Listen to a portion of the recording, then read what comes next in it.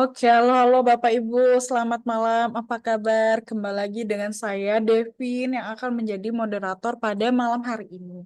Sebelum kita ngobrol ke topik acara pada malam hari ini, yang tentunya akan seru banget karena kita bakal bahas masalah keuangan ya. Nah, tapi sebelum lebih jauh, izinkan saya untuk share dulu tentang iCommunity. Apalagi hari ini iCommunity ulang tahun yang kedua. Wah, jadi kalau Bapak Ibu tahu, tadi kita merayakan ulang tahun iCommunity yang kedua di lokal sinema bioskop. Seru banget karena banyak banget yang datang, lebih dari 60 orang yang datang. So happy for that. Dan banyak dari berbagai kalangan tentunya gitu. Oke, lanjut. Sebelum itu saya akan memperkenalkan iCommunity seperti biasa karena selalu ada banyak member baru ya yang hadir pada malam hari ini. Jadi selamat datang Bapak Ibu di iCommunity. iCommunity ini dibangun oleh Pak Juanda Rovelim. Beliau adalah selain founder dari iCommunity tentunya beliau adalah founder dari Kafling Solusi Digital. Beliau juga SEM OPT Karya Anak Milenial Indonesia dengan banyak sekali certified trainer yang tentang kebanyakan digital marketing. Jadi beliau banyak sekali mengisi seminar tentang digital marketing. Nah, lalu kenapa sih iCommunity? Apa sih visi dan misinya? So, here we go. Visi dan misi iCommunity. Visinya adalah sebagai platform komunitas pebisnis dan profesional terbesar di dunia dengan merangkul komunitas pebisnis dan profesional yang ada menghubungkan sesama pebisnis dan profesional untuk mencapai tujuan bersama, menemukan kembangkan nilai-nilai positif yang dapat berkontribusi dalam pertumbuhan bisnis, pribadi, dan juga masyarakat. Dengan tagline kami adalah Share Network, Grow Network. Nah, lalu tujuan iCommunity itu apa? Yang pertama, mempersatukan anggota iCommunity dalam persahabatan, kerjasama, dan saling pengertian, mengembangkan semangat kolaborasi antar anggota, menanamkan nilai positif dalam dunia bisnis dan juga profesional, membangun platform bagi komunitas pebisnis dan profesional untuk belajar, bertumbuh, dan berkembang melalui banyak sekali learning resources, business matching, dan juga referral. Nah, kita punya kode etik nih, Bapak Ibu, yang harus dipenuhi baik dari kami sendiri ataupun dari Bapak Ibu Community yang hadir pada malam hari ini. Jadi kami adalah para pebisnis dan profesional yang bekerja keras, bekerja pintar, dan bekerja sama. Yang kedua, kami mengedepankan nama baik dalam melakukan usaha dan mengutamakan kolaborasi antar sesama anggota tanpa menjadikan anggota lain sebagai target jualan maupun berkompetisi secara yang tidak sehat. Nah, kami sadar bahwa dengan berbagi relasi maka akan memperbesar rezeki bersama. Karena itu kami siap untuk berbagi relasi atas dasar saling mendukung. Nah, kami berperilaku positif dalam berkomunitas melakukan segala aktivitas dengan berlandaskan niat baik. Dan ini yang paling penting, yaitu apabila kami melanggar kode etik ini, kami bersedia untuk ditegur, diperingatkan, bahkan diberikan sanksi. Oke, itu sekilas tentang iCommunity. Lanjut, kita ke acara utama kita adalah ngobrol bersama Pak Suandi Rusni. Selamat malam Pak Suandi, apa kabar? Halo, selamat malam, Devi. Kabar baik Hmm, semuanya. Tadi, tadi juga hadir ya Pak di iCommunity. Seru ya Pak? Iya, tadi hadir. Luar biasa loh teman-teman. Yang nggak datang tuh sayang banget lah. Tapi memang sih undangannya terbatas. Betul, undangannya memang terbatas. Nggak muat Pak nanti gedungnya. Oke. Nah, malam hari ini seru banget karena kita akan bahas tentang stronger in financial health. Nah, wah, ini kita akan spesifikasinya ngobrolnya tentang apa nih, Pak? Boleh di-spill dulu untuk awalan kita ngobrol, baru kita bahas ke intinya. Boleh dong, Pak? Silakan. Oke, nah sesuai dengan topiknya ya, Stronger in Financial Health.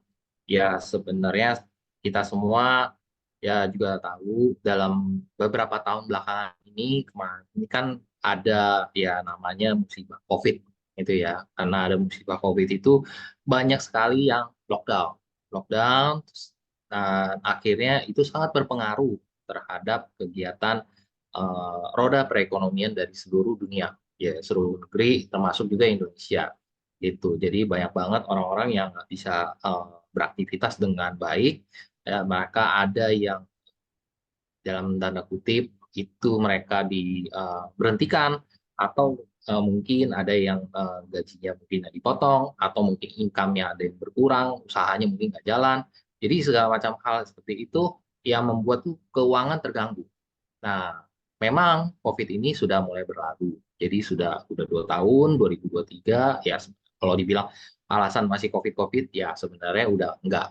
Tapi imbas dari efek COVID ini sebenarnya masih terasa. Jadi roda kayak perekonomian itu masih belum terlalu berjalan dengan baik. Ya mungkin karena ada banyak faktor X lainnya ya, kayak kemarin itu ada perang, kemudian faktor ya di Indonesia nih ya belakangan ini nih yang lagi lumayan marak, ada faktor politik yang kita sudah masuk ke pemilu kan udah selesai, namun ya itu juga menjadi satu pengaruhnya ya. Jadi banyak orang di luar sana tuh secara ekonomi mereka, waduh kita nggak berani banyak bergerak. Kenapa? Karena faktor politik ini masih cukup kuat nih di Indonesia. Ya mudah-mudahan dengan adanya sudah ada pemilu yang kemarin sudah selesai, ya kita berharap semua bisa kondusif normal kembali.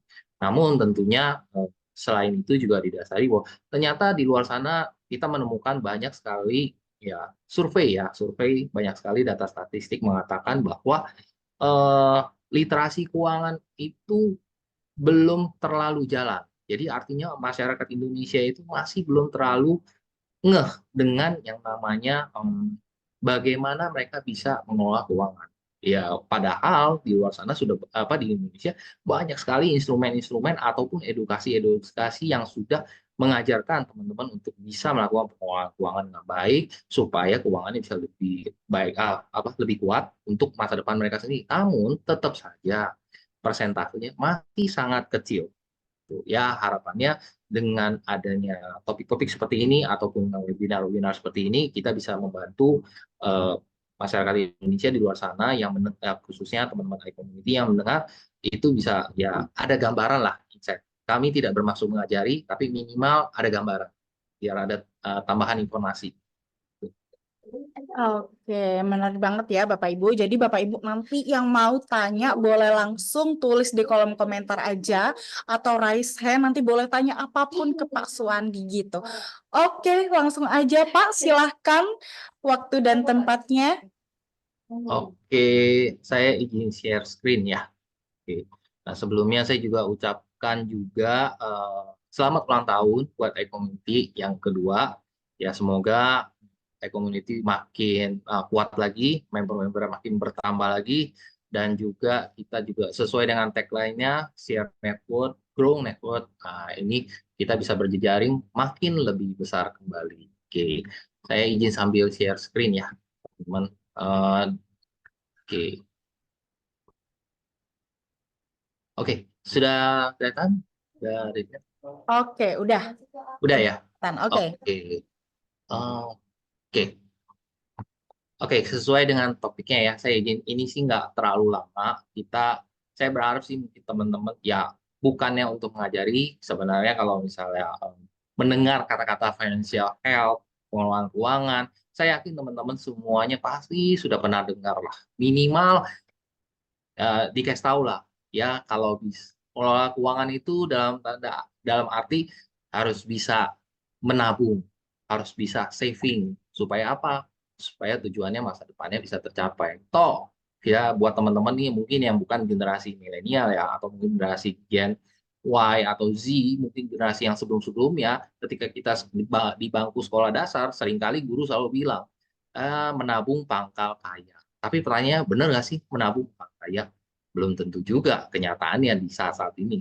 Ya kenapa? Karena yang istilah namanya menabung ya dalam tanda kutip tidak terlalu berkembang karena inflasi Indonesia itu lumayan tinggi sehingga mau nggak mau kita harus cari alternatif lainnya.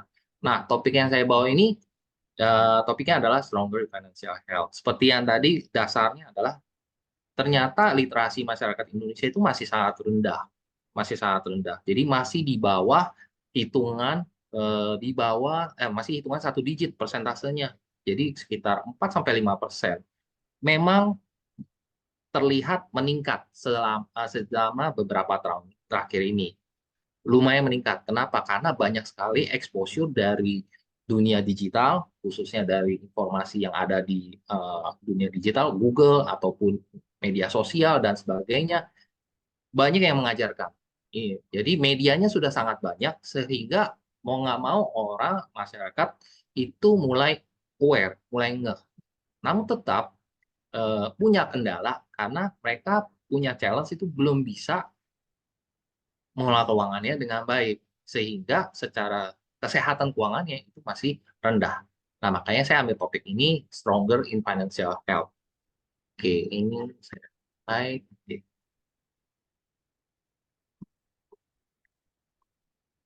Next-nya, oke. Nah, saya perkenalan diri dulu. Jadi, nama lengkap saya Suandi Rusni. Kalau di bidang keuangan, ya tidak 100% di bidang keuangan, tapi memang yang berkaitan mirip-mirip lah dengan keuangan lah. Gitu, ya mendekati-mendekati lah. Jadi saya 16 tahun di dunia industri multi-finance. Jadi industri multi-finance, ya kalau gampangnya adalah leasing. Gitu. Jadi 16 tahun di dunia leasing, di beberapa company. Kemudian setelah itu tahun 2017 akhirnya saya berubah haluan. Ya, memang masih di dunia keuangan tapi akhirnya berubah keuangan ke bidang industri asuransi. Tapi teman-teman jangan, oh asuransi toh gitu. Ya, emang kenapa dengan asuransi? Tahu tahu tidak bahwa berdasarkan data statistik, data hasil survei ya, ternyata profesi asuransi itu menduduk top 10, menduduki peringkat top 10 yang menghasilkan income terbesar loh di industri keuangan. Ya, jadi buat teman-teman nih yang melihat bahwa wah asuransi hanya sebagai ya mungkin seorang sales ataupun penjual, ya why not?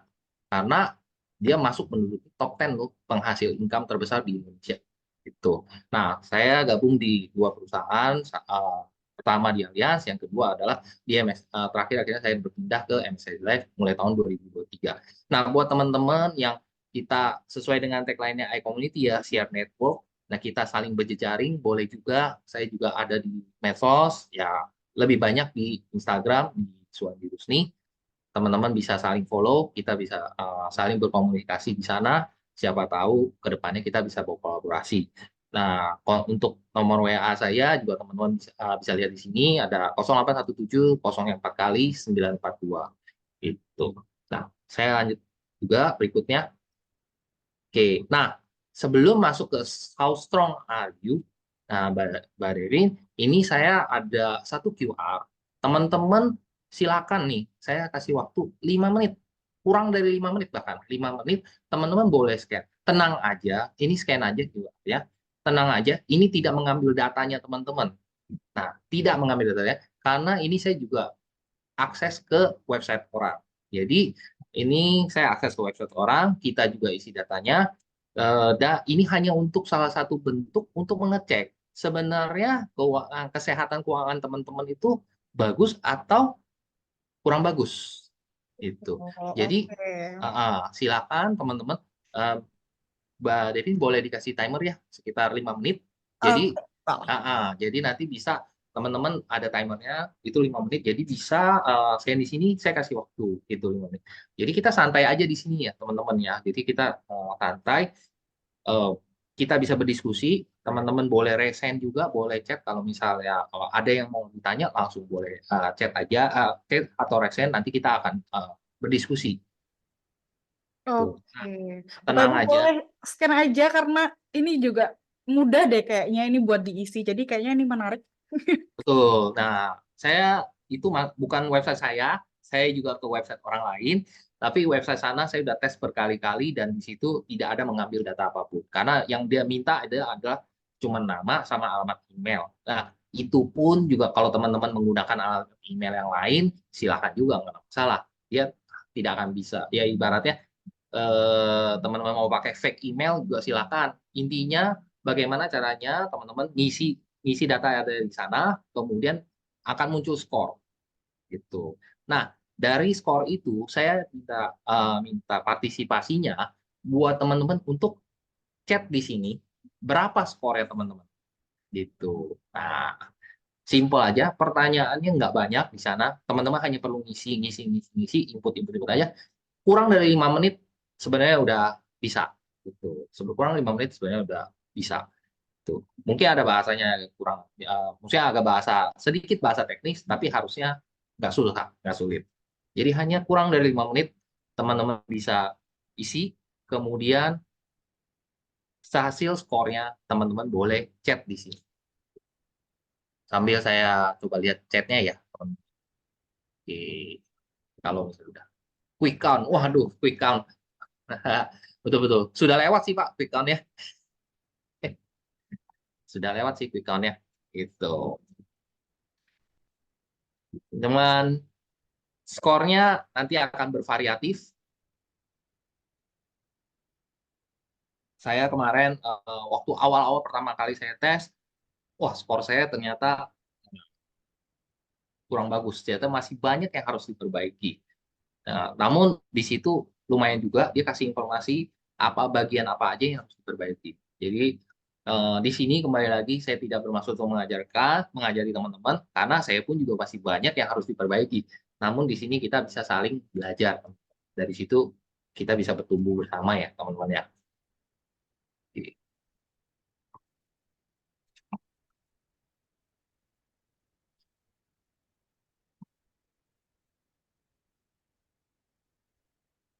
Simple aja teman-teman, hanya kurang dari 5 menit sudah bisa. Dan teman-teman nggak usah khawatir, angka ini tidak masuk ke siapapun. Misalkan di situ ada ditanya penghasilannya berapa, itu teman-teman nggak feel free isi, karena tidak ada sekalipun ngambil data. Tuh, tidak ada sekalipun ngambil. Saya tidak mengambil data apapun karena itu. Jadi di sana pun juga tidak mengambil data apapun karena teman-teman juga nanti isinya fake email. Kalau bisa jangan fake data, fake emailnya boleh, tapi datanya data uang, apa income teman-teman, pengeluaran teman-teman, ya teman-teman isi real mungkin, tuh, real mungkin. Oke, sudah berapa menit, Mbak Nitin? Oh iya, saya lupa unmute. Hmm, nggak Oke, apa, kurang kayaknya. 1 menit lagi. Oh, kurang 1 menit Masih lagi. kurang 1 menit lagi ya. Bapak Ibu mungkin Oke. udah coba. Saya udah coba ini. Udah Udah coba ya. sebentar. Nah, kalau udah coba boleh di chat nih berapa skornya. Yang sudah silakan langsung eh, chat aja berapa skor. Tuh, Eh, 80? 80. Wah, oke, 80. Oke, ada lagi? Ini kayaknya sebuah kesalahan ini. Mungkin saya harusnya menghitungnya pengeluarannya, bukan pengeluaran saya sendiri, pengeluaran bersama keluarga. Oke, oke, oke. Nah, Pak Yosa sudah menjawab 50. Thank you. Thank you Pak Yosa sudah apa ya bersedia untuk menjawab sereal mungkin. Gitu. Di sini kita tidak ada menjudge ya, tidak ada menilai apapun, namun dari hasil angka skor tersebut eh, saya akan kasih gambaran range-nya gitu. Jadi thank you Pak Yosa itu. 15 detik lagi. Oke, Pak Juanda 60. Oke. 7, 6, 5, 4, 3, 2, 1. Oke, dan. Oke, oke, thank you semuanya. Nah, buat teman-teman mungkin ada yang masih belum selesai, nggak apa-apa.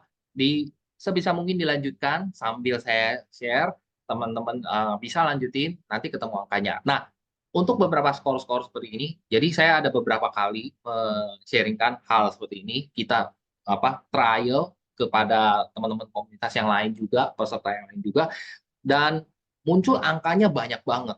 Ada yang 40, ada yang 30, ada yang 50, ada yang 60, bahkan ada yang 80. Kalau 90 saya belum pernah ketemu. Oke, yang paling tinggi adalah 80 saya ketemu. Nah, angkanya sebenarnya itu merepresentasi mewakili apa sih sebenarnya? Nah, secara statistik itu dari datanya itu kita breakdown bukan mengelompokkan menjadi beberapa kategori. Nah, kategorinya adalah seperti ini. Buat teman-teman yang angkanya di bawah sama dengan 50, di bawah sama dengan 50 ya, oke, itu masuk ke dalam kategori below average. Ya, Ya memang karena 50 itu kan setengah kan rata-rata, tapi di bawah 50 sampai dengan 50 itu below average. Nah, below average itu artinya apa? Artinya kalau teman-teman nanti di website tersebut klik next-nya, dia akan menjelaskan ternyata ada beberapa poin yang yang cukup banyak yang harus diperbaiki. Nah, teman-teman bisa lihat di sana apa aja poinnya, nanti di situ ketahuan. Itu banyak banget yang diperbaiki. Apalagi yang angkanya 30 itu sangat banyak yang harus diperbaiki. Oke. Nah, terus kemudian ada angka yang 50 ke atas sampai dengan angka 70 itu sudah mulai eh, ya lumayan lah, oke lah gitu. Jadi lumayan oke, namun tetap ada beberapa poin yang bisa perbaiki. Jadi tidak sebanyak yang di bawah 50, namun namun yang 50 masih ada poin-poin yang diperbaiki. Oke, biasanya yang 50 sampai di atas 50 sampai dengan 70 biasanya dari sisi ininya persiapan savingnya biasanya ya. Namun bukan berarti itu jadi patokan. Nah, angka yang 70 ke atas, nah itu angka-angka yang above average. Jadi setelah statistik mengatakan above average itu bagus dan keep up, mempertahankan.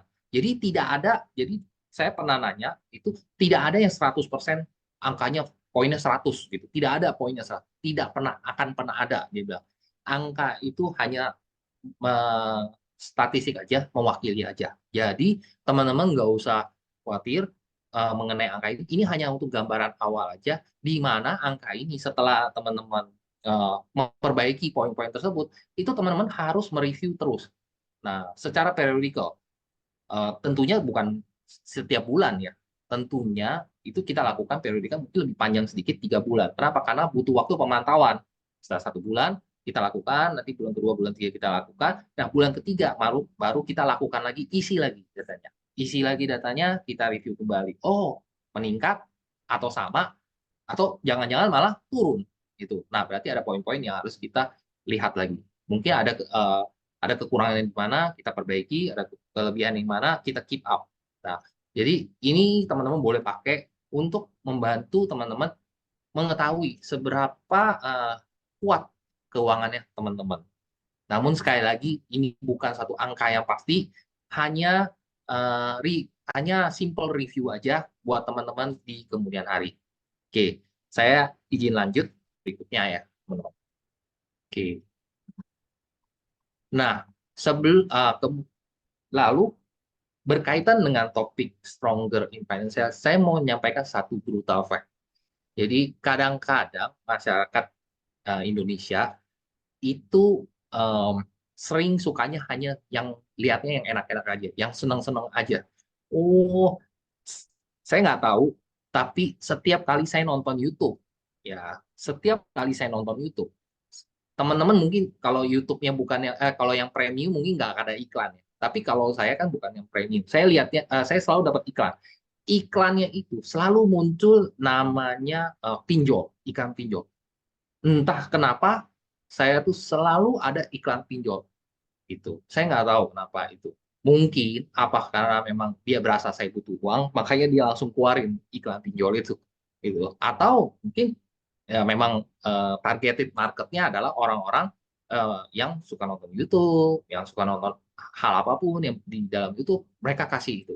Ya, kita tidak tahu, namanya algoritma kan. Jadi kita tidak tahu. Tamu saya setiap hari nonton, setiap kali kalau lihat YouTube iklannya selalu ada pinjol-pinjol dan yang dikatakan pinjol-pinjolnya itu, oh saya berhasil loh, oh cuma kasih KTP, saya bisa dapat pinjaman 10 juta, saya kasih KTP pinjaman saya bisa sampai 30 juta. Bunganya sangat murah, 0,5%, 0,1% atau 0,9% per, tapi nggak ngomong per apa, ternyata per hari gitu. Nah, gitu teman. Nah, brutal fact di sini yang sama ada dua hal. Pertama adalah ternyata di Indonesia eh, masyarakat Indonesia itu khususnya milenial itu diperkirakan belum bisa punya rumah di tahun 2019 ya. Ini data statistik memang tahun 2019 tidak sudah ya makanya sampai sekarang mungkin sudah masuk tahun kelima. Namun Kalau lihat datanya masih cukup valid. Nah, Kak, dan dari data statistik mengatakan bahwa ternyata 28,63% dikatakan belum menemukan yang tepat. 25%, 24,92 mengatakan adalah belum mampu secara finansial. Dan persentase-persentasenya ada yang 17% belum mampu bayar DP, yang 10,5% belum mampu bayar KPR, 10% masih ada bayar cicilan, 5% itu belum perlu, 2% itu belum terpikir. Namun, kalau saya telah lebih lanjut, sebenarnya benar nggak sih yang 28,6% mengatakan belum menemukan yang tepat? Sebenarnya alasan itu benar-benar seperti itu nggak? Kalau saya diskusi dengan teman-teman yang ya istilahnya yang di dunia keuangan, ataupun kita diskusi lagi dengan para peserta atau para responden, sebenarnya bukan menemukan yang tepat karena uangnya belum cocok untuk beli rumah yang dia mau. Benar nggak?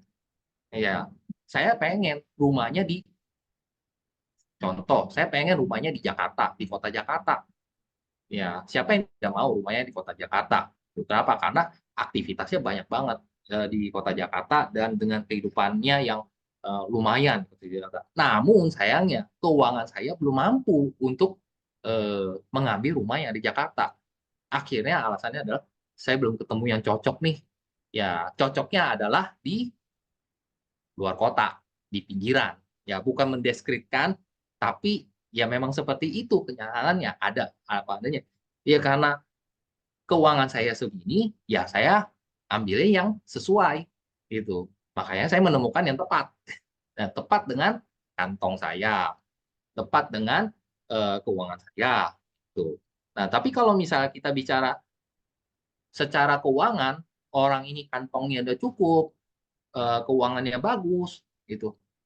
Mau beli rumah di mana aja juga bisa kan, betul kan? Mau beli di rumah di Jakarta Kota di daerah Menteng juga bisa, asal uangnya cukup. Dan dia menemukan yang tepat. Oh iya, ini rumah yang benar nih. Dan memang saya punya uang tersebut. Tepat itu. Ya, jadi seperti itu sih. Eh, apa mengenai brutal fact yang pertama. Oke. Nah, kita tidak tahu ya ke depannya akan seperti ini lagi atau mungkin malah makin bertambah banyak porsinya. Oke. Nah, brutal fact yang kedua tadi yang berkaitan dengan pinjol, berkaitan dengan pinjol.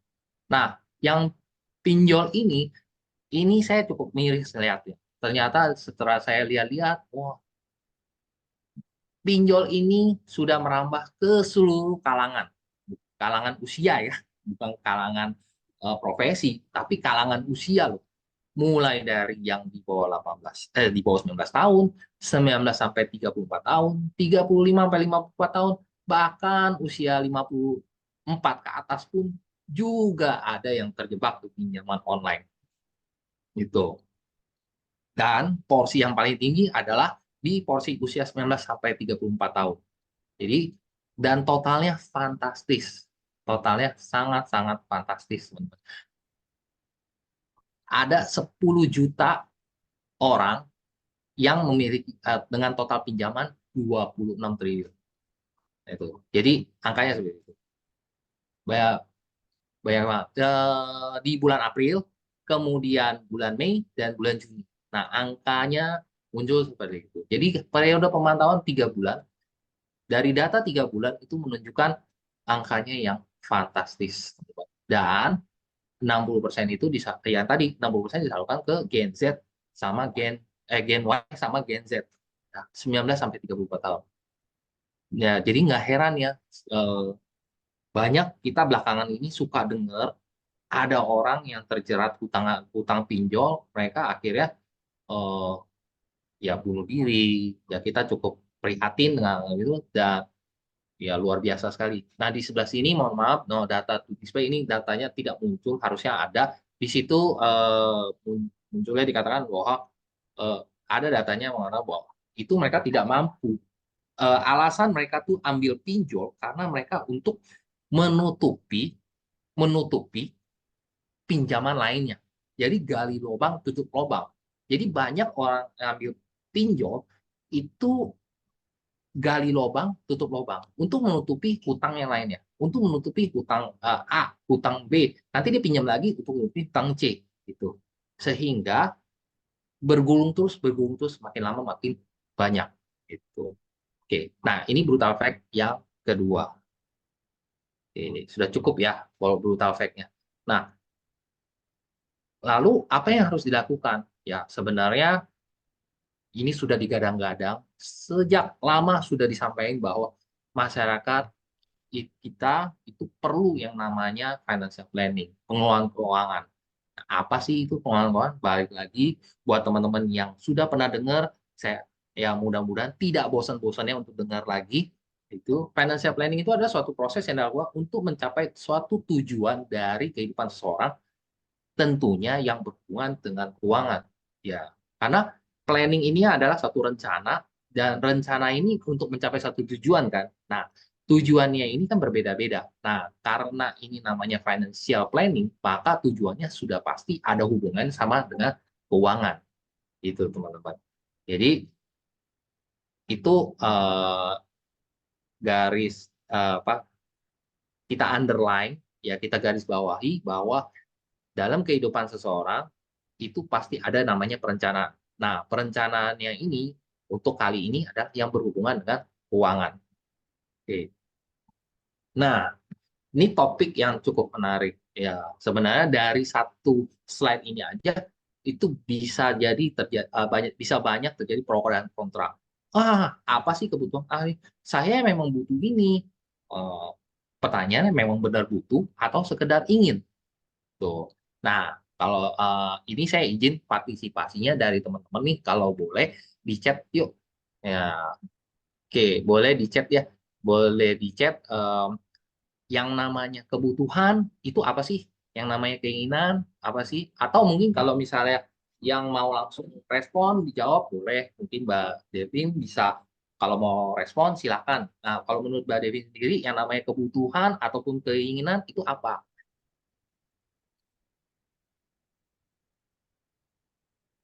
Saya selalu lupa untuk meng-unmute ya. Oke, kalau kata Pak Joni itu kebutuhan itu yang wajib. Wajibnya seperti apa nih? Makan mungkin ya. Tapi kadang kalau misalnya makanannya kayak yang mewah-mewah kadang atau yang hype-hype tapi harga mahal, itu juga sebenarnya keinginan juga nggak sih Pak? Jadi kebutuhan dan keinginan ini seperti apa? Mungkin ini juga relate ya sama pertanyaan, ini juga yang Pak Yosa. Judi online juga sangat menyedihkan loh Pak Suwandi. Perputaran katanya sampai triliunan yang Indonesia yang pindah tiap bulan kata channel YouTube ngomongin uang. Ada brutal fakta juga yang gawat. Warung-warung di kampung sepi karena anak-anak kecil jarang jajan di warung karena beli diamond top up. Oh, kalau main Mobile Legend gitu mungkin ya. Gimana tuh solusinya?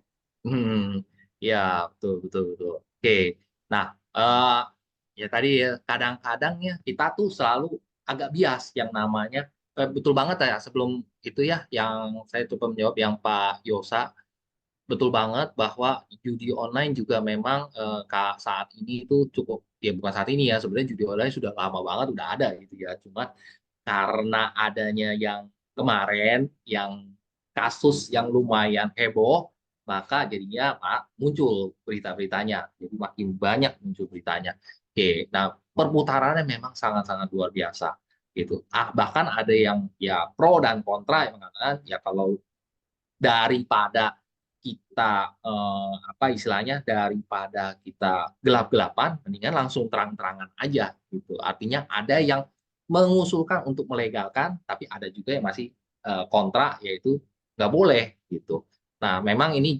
PR dari pemerintah ya kalau ini kita serahkan ke pemerintah namun kalau berbicara judi sebenarnya judi ini eh, kita tidak bisa dikatakan bahwa ya ada yang bilang judi online itu sudah ada tarafnya sampai ke candu candu yang kecanduan main judi ya sebenarnya betul juga ada yang kecanduan main judi kenapa karena judi itu memberikan satu hormon ternyata ada hormon endorfin yang membuat kita tuh adrenalin yang memacu adrenalin kita makin meningkat gitu oh apalagi kalau misalnya pertama-tama dikasih enak, makin lama makin lama, akhirnya lama-lama orang ikut terjebak di dalam situ. Nah, namun sekali lagi judi ini tidak ada yang salah, tidak ada yang benar, namun itu lebih related bagaimana kita bisa mengontrol.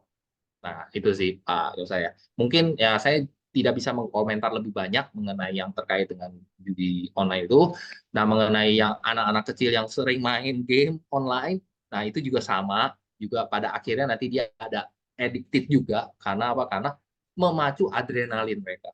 Kalau adrenalin itu meningkat, itu lama-lama dia lebih makin senang, akhirnya dia akan meningkat terus. Oke, nah, saya izin lanjut yang mengenai kebutuhan dan keinginan. Jadi sering banget kita tuh sering ya bias antara keinginan sama kebutuhan gitu. Keinginan sama kebutuhan. Kenapa? Karena kita contoh ya paling gampang sih sebenarnya. Paling gampang adalah ini. Hmm, kalau bicara handphone, penggunaan handphone, sebenarnya handphone itu tujuannya untuk apa sih? Untuk komunikasi. Benar kan? Awalnya itu handphone atau telepon awalnya itu ditujukan untuk eh, menghubungkan antara orang yang satu dengan orang yang lain yang jaraknya berjauhan. Makanya muncul adalah telepon, akhirnya handphone, ya kan? Karena untuk memudahkan komunikasi kita antara pihak yang satu dengan pihak lain. Namun seiring berjalannya waktu ke apa penggunaan handphone itu menjadi lebih banyak. Ada yang bisa dipakai untuk mengakses informasi, ada yang juga dipakai untuk hal-hal yang lainnya. Gitu. Nah, kebutuhan dan keinginan, balik lagi. Sebenarnya kalau misalnya kita pakai untuk hal-hal yang biasa aja, ya kita bukan mendeskripsikan satu brand-brand tertentu ya, itu bicara untuk antara Xiaomi dengan iPhone. Xiaomi dengan iPhone. Nah, Nah, di situ terlihat bahwa sebenarnya iPhone itu menjadi satu kebutuhan atau keinginan. Nah, kembali lagi, kebutuhan dan keinginan itu dilihat sama tujuan penggunaannya. Ada yang beberapa profesi yang memang membutuhkan iPhone untuk sebagai aktivitas mereka karena mereka butuh istilahnya dalam tanda kutip yang sekarang nih yang lagi lumayan ramai adalah flexing. Ya, karena mungkin mereka lihat bahwa profesi mereka ini bisa memberikan apapun yang mereka mau gitu. Yang mereka bisa capai. Mereka akhirnya membeli yang namanya iPhone itu dengan tujuan adalah untuk flexing. Nah, tapi itu menjadi satu keinginan nggak? Belum tentu. Itu bisa jadi kebutuhan karena tujuannya untuk penggunaan menarik, menarik eh, apa ya, menarik viewer atau menarik lingkungan sekitar lah agar melihat kita gitu. Nah, jadi ada juga yang di iPhone hanya sekedar untuk eh, ya pamer-pamer aja, tapi tidak ada tujuan yang jelas gitu. Hanya oh saya bisa loh beli iPhone Pro Max, oh, saya bisa loh gitu. Hanya melihat terlihat lebih keren. Itu doang sih. Tapi tidak ada untuk tujuan yang berikutnya yaitu mungkin untuk bisnis mereka atau apa, bukan. Tuh. Jadi hanya that's it, hanya untuk terlihat lebih keren. Selesai. Nah, itu eh, banyak sekali perbedaannya. Nah, mungkin kalau misalnya itu saya kasih secara narasi ya. Kalau secara narasi, sebentar teman-teman saya juga. Kayaknya sinyalnya mulai putus-putus ya, Pak. Oh, oke. Nah, sekarang sudah mulai jelas. Wah, ini putus-putus. Kayaknya habis tiba-tiba aja trouble. Iya, putus-putus. Oh, tiba-tiba trouble, tiba-tiba trouble. Oke, wait. Putus-putus ya. Iya, Oke. oke Bapak Ibu. Hmm, Mungkin selagi menunggu Pak Sondi lagi ini restart untuk sinyalnya, mungkin Bapak Ibu boleh persiapkan pertanyaan Bapak Ibu dengan uh, chat di kolom komentar juga bisa gitu ya Bapak Ibu. hmm. Oke. Oke, sebentar.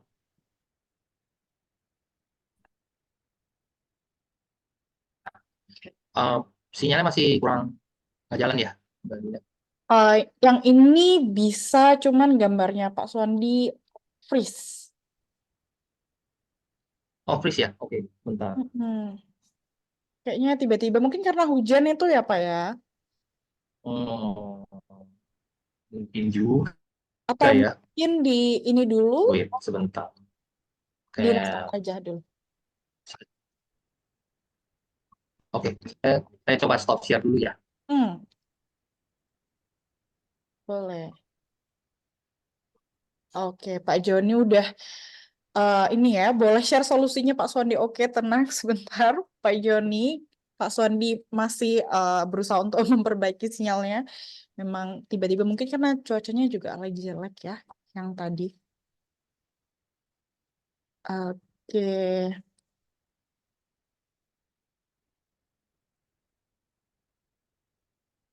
oke.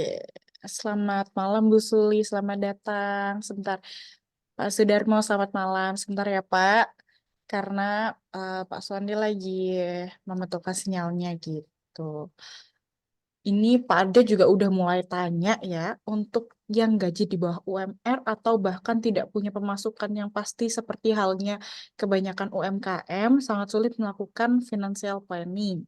Hanya untuk kebutuhan dasar seperti sembako yang harganya terus naik. Solusinya gimana?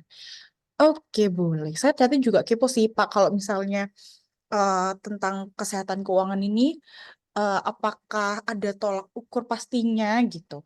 Apakah kalau misalnya tolak ukurnya adalah kalau punya rumah gitu, pasti finansialnya udah bisa dibilang sehat? Apakah itu sudah cukup? Nah, kita tunggu untuk Pak Suwandi boleh join lagi. Mungkin sambil saya bantu chat ya.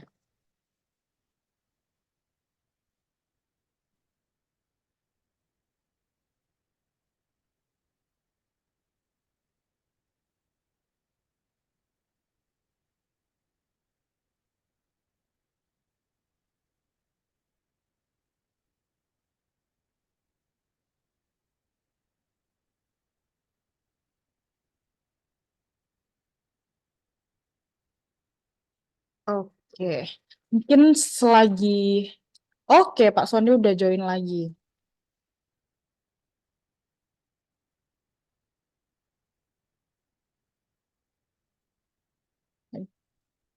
Oke,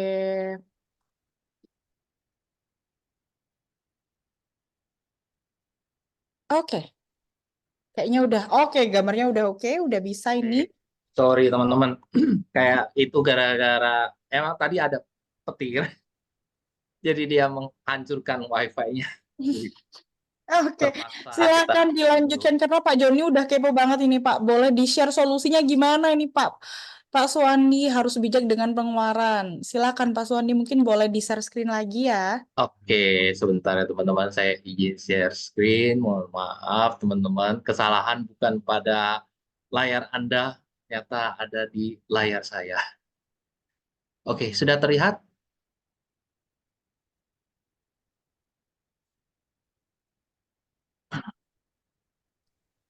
Sudah terlihat ya, Mbak Devi? Sudah, oke, aman.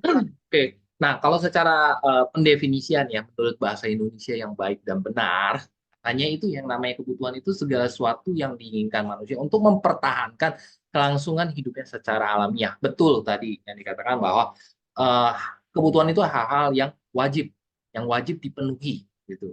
Nah, namun wajib dipenuhinya untuk apa? Untuk bisa mempertahankan kelangsungan hidup gitu. Nah, bagaimana yang disebut dengan keinginan? Nah, yang keinginan itu adalah sebenarnya ada hal-hal yang kita mau mau memiliki, namun kalaupun nggak dapet ya nggak masalah gitu. Ya, kalaupun nggak dapet ya nggak masalah gitu. Nah, itu yang disebut dengan keinginan. Jadi eh, untuk cara simpelnya ya tadi ya mungkin untuk menjawab teman-teman yang ada beberapa pertanyaan terkait dengan solusinya bagaimana nih untuk bisa memberikan suatu batasan yang jelas antara kebutuhan dan keinginan. Nah, teman-teman boleh coba tips ini, satu tips yaitu ketika teman-teman melihat sesuatu lalu muncul satu dorongan untuk membeli gitu ya. Karena keinginan itu biasanya kalau hal yang bersifat keuangan itu biasanya akan related sama kita mau memiliki. Jadi kita beli, kita pengen beli. Nah, teman-teman jangan langsung beli. Oke, ketika teman-teman melihat sesuatu hal yang teman-teman pengen miliki, teman-teman jangan langsung impulsif beli. Tapi teman-teman setelah lihat pengen beli, teman-teman pulang dulu, kemudian kasih waktu selama 7 hari, seminggu. Nah, setelah seminggu, teman-teman datang lagi ke tempat yang, contoh ke satu toko yang teman-teman lihat barang tersebut. Nah, teman-teman datang lagi 7 hari kemudian, teman-teman lihat lagi, masih mau beli nggak? Ya. Kalau masih mau beli, berarti itu boleh dibilang related dengan kebutuhan. Tapi kalau misalkan, nggak jadi beli, nggak terlalu ada feel-nya, maka itu disebut sebagai keinginan. Gitu ya teman-teman ya. Oke, jadi satu tips simple, ya, tapi namun teman-teman boleh praktekin. Tuh, oke. Jadi mudah-mudahan itu bisa membantu. Oke, hanya salah satu tips simple. Oke. Hal yang kedua adalah yang berikutnya. Nah, ini tadi antara iPhone dengan Xiaomi, sekali lagi bukan untuk diskreditkan brand-brand tertentu ya. Jadi buat teman-teman yang memang pakai iPhone ya tetap aja pakai, mohon maaf. Ini kita cuma hanya apa ya, berbicara dari sisi keuangan ya, dari sisi pengelolaan keuangan itu. Kemudian satu contoh lagi adalah lebih baik kita apa, masak di rumah, makan bersama di rumah, atau kita pergi keluar makan di restoran. Nah, ini juga related dengan kebutuhan sama keinginan, gitu ya. Oke, teman-teman. Nah, di luar sana banyak sekali yang akhirnya ya keinginan jauh lebih banyak daripada kebutuhan, ya kan? Saya mau A, saya mau B, saya mau C, saya mau D, saya mau E. Tapi kenyataannya kadang pernah nggak teman-teman ngalamin nih, teman-teman ketika ngelihat sesuatu beli, tapi pas sampai rumah ternyata baru kepikiran, oh ya sebenarnya beli ini mau pakai buat apa ya, gitu ya. Nah, kalau misalnya muncul-muncul kayak seperti itu, berarti teman-teman itu keinginannya jauh lebih besar daripada kebutuhan. Nah, itu simpelnya ya teman-teman. Oke. Nah, ini ada juga konsep yang lain di luar sana. Oh, bagian perencanaan keuangan ini sekarang muncul ada dua aliran. Nah, pertama aliran frugal, kedua aliran minimalisme. Ya, saya hidupnya minimalis nih. Ya, kan keren ya bahasanya minimalis. Bahkan sekarang muncul nih lagi lumayan rame nih, frugal. Frugal. Ya, ada juga sebenarnya hidup hedon gitu. Cuman kan beda. Kalau hedon itu kan ya kelihatan mewah. Kalau ini frugal dan minimalis lebih ke konteks adalah bagaimana mereka tuh eh, ya keuangan mereka bisa kelola, bisa tata dengan baik. Nah, bedanya di mana yang namanya frugal sama minimalisme? Frugal itu lebih banyak berfokus sama penghematan, ya, alias menghindari pemborosan. Ya, terus ya kalau di secara umum ya, kalau misalnya orang daerah ya, yang mereka suka ngomong pelit gitu, ya pelit gitu katanya ya. Namun sebenarnya bukan pelit sih, itu hanya satu aliran frugal ya. Mereka mau menghemat. Kenapa? Karena mereka punya satu tujuan untuk menghemat. Nah, dan umumnya mereka berhati-hati dalam membeli sesuatu. Jadi kita harus bedain antara dia menghemat, tapi bukan berarti dia pelit. Tuh. Oke. Kedua, ada namanya minimalisme, aliran minimalis. Aliran minimalis itu dia lebih fokus pada gaya hidup yang simple namun produktif. Simple dan produktif. Nah, tujuannya berbeda. Tujuannya untuk memberikan suatu kualitas hidup yang ada nilai tersendiri. Jadi punya experience sendiri, living experience sendiri. Dan, nah, orang yang minimalisme itu cenderung tidak melihat harga. Kenapa? Karena dia melihat ini buat meningkatkan kualitas hidup mereka. Jadi soal harga itu bukan jadi suatu opsi ya untuk dilihat. Nah, saya ada satu contoh nih. Ini ada satu contoh, teman-teman bisa. Ini ada satu public figure, dia ngomong, bukan public figure lah. Dia ngomong ini, dia bangga dengan punya dompet gratisan isi 3 juta daripada punya dompet harga 3 juta tapi nggak ada isinya. Nah, dan orang ini menerapkan sistem aliran frugal. Tuh. Oke. Bahkan, nah ini saya ada lihat browsing di medsos, ada seorang pria di Jepang namanya Sato. Namanya Sato. Nah, Sato ini dia berhasil mengumpulkan uang sebesar 10,6 M untuk dana pensiun dia. Namun dia menerapkan gaya frugal, aliran frugal itu dengan cara dia hidup hemat selama 20 tahun. Nah, jadi mulai dari yang ya dia menghemat lah, makan makanan yang ala maksudnya yang benar-benar hemat, telur ataupun ya mie, namun tetap kayak hidup sehat. Tuh. Jadi si Sato ini berhasil mengumpulkan 10,6 M setelah hidup hemat 20 tahun. Tuh. Nah, pertanyaannya, kita bisa nggak melakukan kayak gitu? Ya, itu kembali lagi ke masing-masing ya, teman-teman ya. Oke. Nah, kemudian, nah ini yang aliran minimalis. Aliran minimalis itu teman-teman bisa lihat terlihat beda sekali dengan orang yang frugal. Dia benar-benar gayanya beda. Jadi teman-teman ketika melihat orang-orang yang minimalis, oh orang ini memang tujuannya untuk meningkatkan kualitas hidup, tuh. Lebih produktif, lebih eh, apa ya, lebih bernilai, tuh teman-teman. Nah tinggal teman-teman dilihat, saya mau pakai gaya yang mana? Nggak ada yang salah, nggak ada yang salah. Namun saya tinggal memilih mau hidup frugal atau hidup minimalis. Semua ada plus minusnya. Oke, ini kita skip aja. Oke, nah ini yang balik ke topik yang agak utama, yang juga lebih utamanya, yang topiknya dari tadi itu pendahuluan. Nah ini yang utamanya. Teman-teman bisa lihat di sini adalah eh, teman-teman bisa lihat di sini ada 4 langkah yang teman-teman boleh pakai untuk eh, meningkatkan atau membuat kesehatan keuangan teman-teman itu lebih kuat gitu. Nah, langkah ini sebenarnya nggak terlalu susah. Teman-teman hanya perlu lakukan 4 hal. Pertama, tentukan tujuan.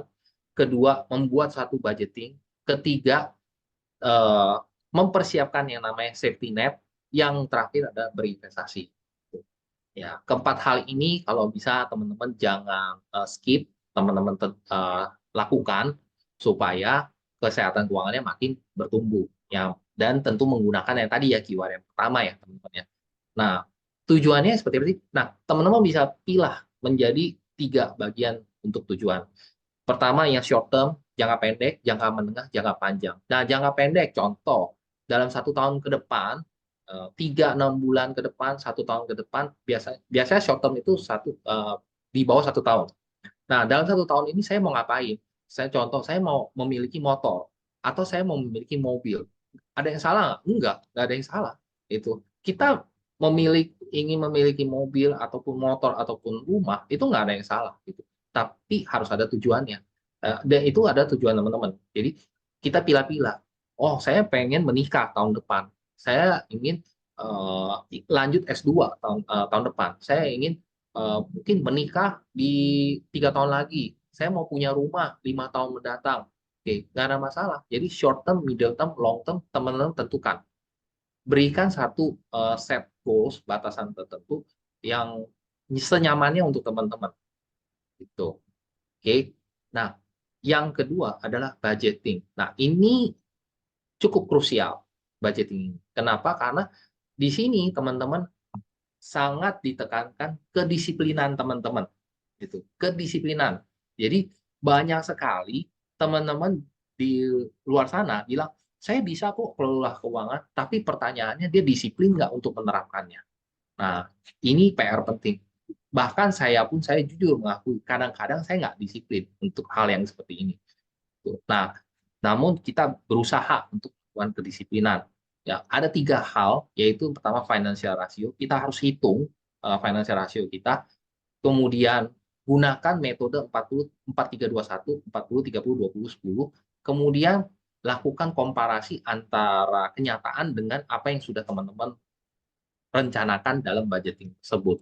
Contoh misalkan saya mau budgetin eh, beli rumah seharga 1 miliar. Kemudian saya kumpulin berapa per bulannya. Nah, itu kan rencana ya. Namun kenyataannya setiap bulan benar nggak saya bisa kumpulin uang sesuai dengan rencananya. Nah, itu penting banget buat teman-teman lakukan yang namanya budgeting. Nah, untuk financial ratio itu ada 3 yang teman-teman boleh boleh coba untuk terapkan.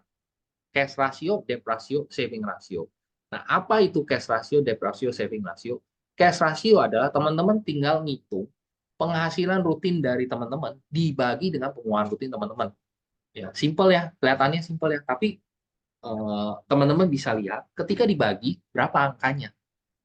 Muncul angkanya. Apakah 6, apakah 3, atau jangan-jangan malah di bawah 1, atau ada yang di atas 12, bagus banget. Nah, artinya apa? Kalau memang angkanya itu 6, 3, ataupun 12, itu merupakan gambaran teman. Artinya ini dalam penerapannya ya, amit-amit nih, kalau ternyata kita mengalami sesuatu hal yang tidak mendapatkan penghasilan secara rutin kembali, ya contoh kena PHK atau usahanya bangkrut atau apa. Nah, pengeluaran apa yang kita sudah hasilkan itu bisa mempertahankan pengeluaran kita selama berapa lama itu. Nah, idealnya adalah 6 bulan sampai 12 bulan idealnya. Oke. Nah, yang kedua adalah debt ratio, hutang. Nah, berbicara mengenai hutang, sering kali kita sering dengar ya, oh hutang kalau cicilan sama bank maksimal adalah 30% dari penghasilan kita. Tapi kenyataannya banyak juga yang ternyata bisa nyicil sampai 60%, lebih dari setengah. Bahkan ya gajinya 10 juta, utangnya 7 juta. Gitu. Utangnya 8 juta. Oh, gimana makannya? Itu. Nah, ini teman-teman perlu menghitung kembali, benar nggak sih hutang kita itu hanya maksimal 30% dari income kita yang rutin setiap bulannya. Tuh. Nah, kemudian yang terakhir adalah saving. Seberapa besar kita bisa menyimpan uang kita dari penghasilan kita. Itu. Contoh, penghasilan kita itu 10 juta, kita berapa persen kita bisa saving? Ada yang di luar sana ya, kita ketika ketemu, mereka bilang, aduh, boro-boro nyimpen, malah nombok. Nah, itu artinya sudah masalah, sudah trouble. Nah, itu perlu diberesin. Nah, minimal adalah 10% ya teman-teman ya. Oke. Nah, metode keuangan yang tadi 4, 3, 2, 1, teman-teman boleh pakai, boleh juga punya caranya sendiri, atau metode lainnya silahkan. Namun biasanya kami ke teman-teman, kita metodenya 4 ini. Jadi 40% teman-teman sisihkan untuk kebutuhan. Kebutuhan ini ya kebutuhan keluarga, kebutuhan sehari-hari, dan kebutuhan yang lainnya. Dan 30% untuk cicilan, 20% untuk masa depan. Masa depan ini artinya investasi, ataupun hal-hal yang lainnya yang berhubungan untuk masa depannya teman-teman. Dan yang terakhir dana darurat, jangan lupa. Kenapa? Karena darurat ini penting banget buat teman-teman untuk jaga-jaga. Kalau ada something happen ini banyak hal ya yang tidak terkontrol, ini bisa terpakai. Itu teman. Bersyukur kalau teman-teman tidak punya cicilan, tidak punya hutang, maka ada 30% tambahan teman-teman bisa pakai untuk ya ditaruh ke porsi yang lainnya. Mungkin taruhnya di kebutuhan, kebutuhan saya memang lebih banyak. Atau taruh ke investasi ke masa depan, itu bisa lebih banyak. Atau taruh ke dana darurat lebih banyak. Nah, itu silakan teman-teman. Jadi atur aja porsinya. Biasanya kami menggunakan 4 porsi seperti ini. Oke. Nah, dan tidak kalah pentingnya kita perlu yang namanya safety net. Nah, safety net ini sangat penting. Kenapa? Karena balik lagi namanya kehidupan manusia, bukan kapasitas saya karena saya seorang di bidang asuransi maka saya ngomongin ini, bukan. Tapi kita bicara dari sisi pengelolaan keuangan, safety net ini sangat penting. Kenapa? Karena ini related sama kita harus ada yang namanya emergency fund, dana darurat, dan yang kedua adalah income protection. Kita punya suatu hal yang bisa menjaga keuangan kita kalau something happen yang tidak terkontrol. Nah, income protection ini akan berjalan. Oke, ya contohnya tadi insurance ataupun hal-hal yang lainnya. Nah, berkait dengan dana darurat, contoh yang tadi, kalau misalnya kita single, maka dana darurat yang dibutuhkan itu adalah minimal 6 kali gaji. 6 kali gaji kalau misalnya kita di PHK, maka kita harus bisa bertahan minimal 6 bulan. Benar kan? Karena 6 bulan. Nah, Untuk dana darurat, ya kita harus saving minimal 10%. Ya kalau gaji 5 juta, untuk mencapai 30 juta dengan savingnya 500.000, berarti teman-teman udah bisa menghitung berapa bulan yang dia harus kumpulin. Betul kan? Nah, bagaimana dengan kalau dia udah berkeluarga? At least dia harus siapin 12 kali. Dia harus 12 kali dari gajinya. Itu teman-teman. Dengan dia nabungnya harus lebih besar porsinya. 15%, bukan 10%. Kenapa? Karena kita sudah berkeluarga, sudah punya pasangan, sudah punya anak. Maka yang harus disiapin lebih besar. Oke. Lalu yang berikutnya adalah income protection. Nah, sekali lagi, bukan karena saya bicara kapasitas saya seorang di bidang insurance, maka saya ngomong ini, bukan. Tapi memang dari sisi pengelolaan keuangan, ini perlu dipersiapin. Karena namanya kehidupan manusia itu tidak akan lepas dari yang namanya kelima hal ini. Yang namanya sakit, kecelakaan, cacat, meninggal, dan terakhir kita semua juga harapannya bisa tua lah, bisa ya berusia lanjut, menikmati hidup. Betul ya teman-teman ya. Oke, kan empat di atas kita nggak mau. Benar. Kalau bisa ya yang nomor empat nggak terjadi, tapi kan nggak mungkin, gitu kan?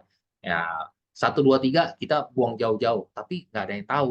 Namanya kehidupan itu bisa terjadi kapan aja, di mana saja, sama siapa saja. Maka kita butuh yang seperti ini. In terms of konteks pengelolaan keuangannya. Oke. Dan yang terakhir adalah langkah yang terakhir adalah investment. Nah, investment teman-teman boleh milih karena inklusi keuangan saat ini sangat-sangat terbuka, sangat-sangat luar biasa bisa diakses oleh teman-teman. Tinggal teman-teman bisa memilih mana yang benar, mana yang baik, mana yang cocok dengan gaya teman-teman. Boleh di properti, boleh di emas, boleh di saham, boleh di obligasi dan sebagainya. Atau yang suka trading yang high risk boleh di forex ataupun yang option, hal-hal yang lainnya. Atau yang lebih sekarang lagi hype nih, crypto. Nah, luar biasa. Nah, itu adalah bagian dari investment. Dan perlu juga teman-teman lakukan untuk lebih memperkuat financial health-nya teman-teman. Oke. Nah, itu mengenai 4 langkah. Nah, oke, saya rasa itu dulu sebelum mungkin sebagai untuk yang nutup itu. Nah, mungkin buat teman-teman kalau misalnya ada yang mau ditanya, silakan. Eh, Mbak Devin kalau misalnya mungkin. Oh, oh ya Pak Arjo sudah Arjo udah raise hand. raise hand ini, udah nggak sabar mau tanya. Silakan Pak Arjo. Oke, Ya, jadi kalau untuk orang-orang yang gajinya di bawah UMR atau seperti para kebanyakan UMKM lah yang emang penghasilannya nggak tetap gitu, tergantung penjualan. Kalau lagi sepi ya sepi gitu kan, kalau lagi rame ya rame gitu kan. Apalagi kalau kayak misalkan sembako harganya naik terus gitu kan. Jadi ada banyak hal-hal yang belum tercover nih Pak. Jadi kalau udah kayak hidupnya frugal misalkan yang tadi yang udah istilahnya sangat minimalis gitu ya, tapi masih tetap sulit karena memang ya pendapatannya di bawah UMR, mau kesempatan belajar juga agak sulit karena kan kadang-kadang orang harus memilih antara belajar atau mencari kerja atau UMKM. Kadang-kadang tiga-tiganya sekaligus itu nggak mungkin jalan Pak, harus pilih salah satu Pak. Jadi kalau misalkan harus mencari pekerjaan berarti kehilangan kesempatan untuk dapat income ya kan. Kalau misalkan buka UMKM mungkin ada income tapi untuk proses kesananya juga butuh waktu dan segala macam. Jadi kompleks Pak situasi. Nah, hal-hal yang seperti ini nih gimana Pak solusinya Pak? oke. Thank you Pak Arjo. Betul sekali bahwa memang kalau di Indonesia ya, khususnya ya di Indonesia, eh, banyak sekali yang banyak sekali argumentasi ataupun pendapat-pendapat dari banyak orang bahwa biaya hidup itu di Jakarta itu ya kota-kota besar lah. Saya nggak ngomong Jakarta aja, saya bicara kota-kota besar itu lumayan tinggi. Kota-kota besar lumayan tinggi. Kenapa? Karena Indonesia masih mengalami yang namanya inflasi, tuh ya. Jadi biaya hidup semua makin tinggi. Namun sayangnya income-nya itu nggak naik-naik gitu. Apalagi yang kayak misalnya UMR aja di Jakarta aja baru sekitar 5 juta. Namun biaya hidup di Jakarta itu tembus katanya menurut survei adalah eh, di atas 5 juta, bisa sampai 10 juta bahkan ada yang 15 juta. Tuh. Dan betul banget Pak untuk yang teman-teman yang di UMKM ataupun yang di luar UMKM namun income-nya masih di bawah UMR itu menghadapi satu problematika yang dimana bagaimana mereka bisa survive dalam kehidupan ya di Jakarta ataupun di kota-kota ya dengan biaya hidup yang makin tinggi. Nah, sebenarnya itu PR dari kita semua, Pak. Jadi kalau boleh kita semua. Kenapa? Karena bukan menyalahi, namun betul karena Pak Ayu, bahwa kita harus memilih apa yang harus kita antisipasi. Terpaksa harus memilih bahwa apakah harus beradu nasib untuk meningkatkan income atau belajar ataupun hal-hal yang lainnya gitu ya. Nah, tapi di sini saya melihat bahwa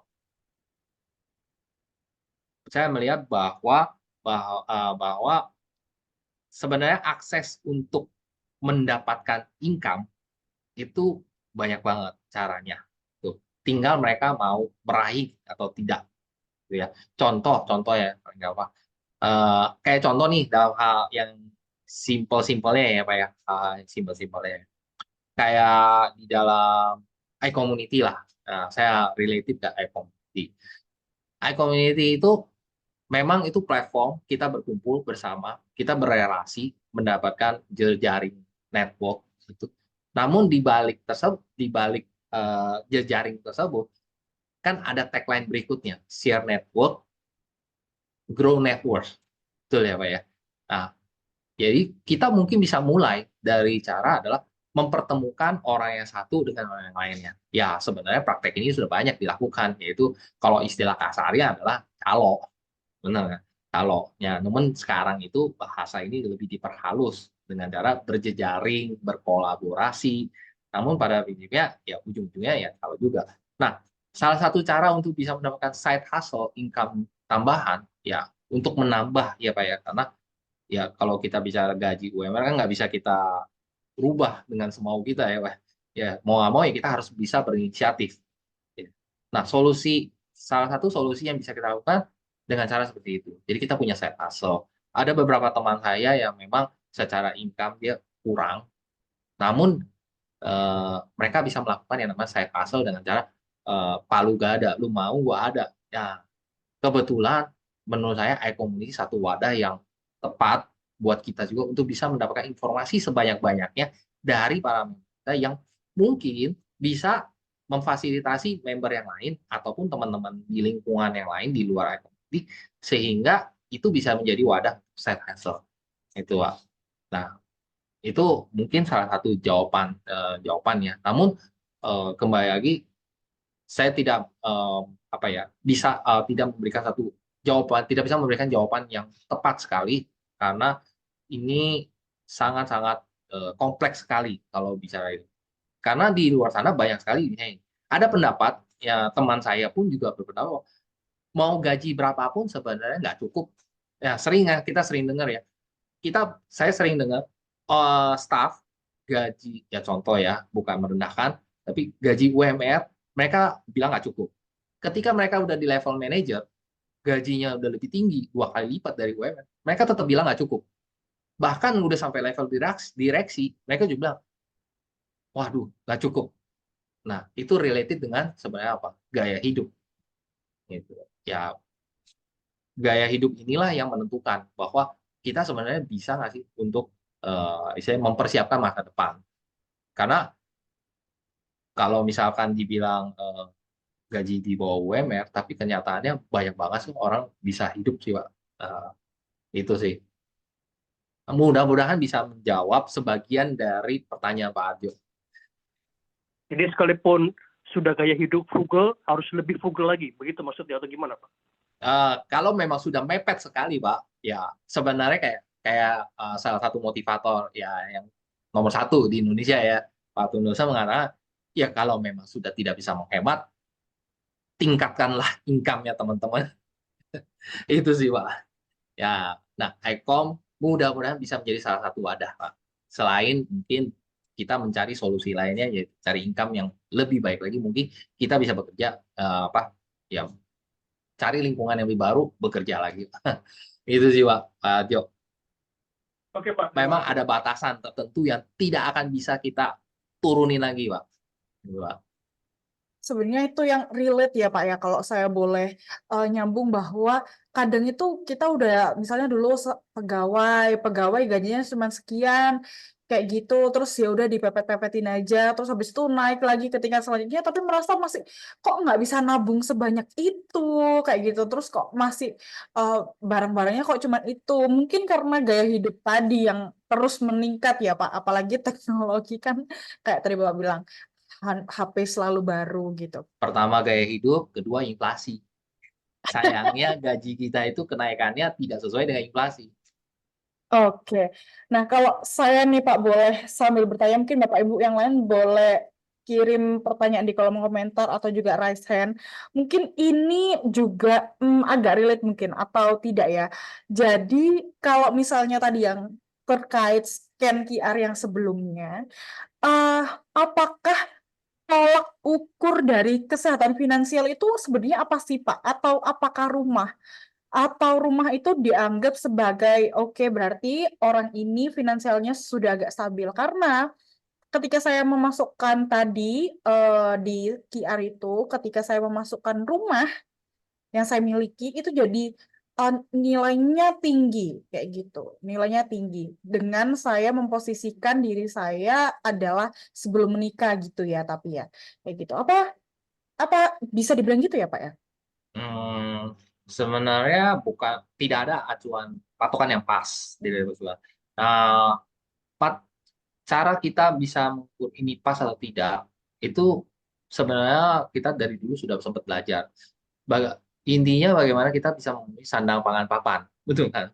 Ya, sandang pangan papan itu yang paling penting. Bahwa di mana kita bisa makan cukup, terus memiliki tempat tinggal eh, yang layak ya, kita nggak bilang ini ya minimalis atau ala kadarnya enggak, tapi yang layak. Dan yang terakhir kan ya kita bisa berpakaian yang itulah. Nah, tiga hal itu sih. Nah, namun dengan berkembangnya teknologi makin makin pesat, ada satu tambahan, yaitu internet yang baik.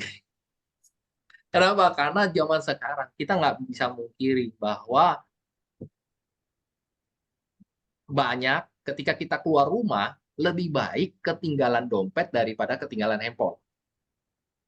Nah, jadi ketika orang-orang di luar rumah handphone itu nggak ada, waduh, kayaknya dunia itu hilang. Maksudnya tidak di dunia. Kenapa? Karena mereka butuh akses. Nah, akses itu ya tentu ada internet, gitu kan. Nah, itu menjadi satu kebutuhan tersendiri yang menjadi wajib. Dulu itu internet belum wajib, tuh, hanya keinginan. Sekarang itu internet itu menjadi suatu kebutuhan yang benar-benar wajib. Ya, dan ini berubah terus ya, karena perkembangan teknologi yang makin pesat, ya kita tidak tahu ke depannya akan ada apa lagi. Itu sih, Mbak Devi. Siap. Kalau kata Bu Melawati, ketika income-nya meningkat, jangan cepat tekan gaya hidup karena sekali naik susah turunnya. Wah, benar itu kayaknya harus di-remind. Ya, betul. Memang kadang-kadang ya itu ketika kita naik, income naik, lingkungan kita akan berubah. Lingkungan berubah, otomatis gaya hidup akan berubah. Kenapa? Contoh nih, kita related ke dunia profesional ya. Karena saya jujur, saya juga dari background profesional. Ketika saya meniti karir sebagai staff, lingkungan saya adalah teman-teman staff. Betul kan? Tapi ketika saya manajer atau posisi yang lebih baik, lingkungan saya juga berubah. Permainannya juga berubah. Tuh. Ketika saya menuju ke posisi yang lebih tinggi, lingkungannya juga berubah. Apalagi kalau misalnya udah ke posisi level direksi, yang mereka harus eh, memposisikan diri sebagai seorang perwakilan yang cerminan dari suatu perusahaan. Betul nggak? Direksi itu merupakan cerminan dari suatu perusahaan. Kalau dia tidak mencerminkan suatu perusahaan, ya nggak mungkin apa yang mau dilihat. Gitu kan? Nah, mau nggak mau gaya hidupnya terpaksa harus naik. Lingkungannya harus, karena lingkungan yang menentukan.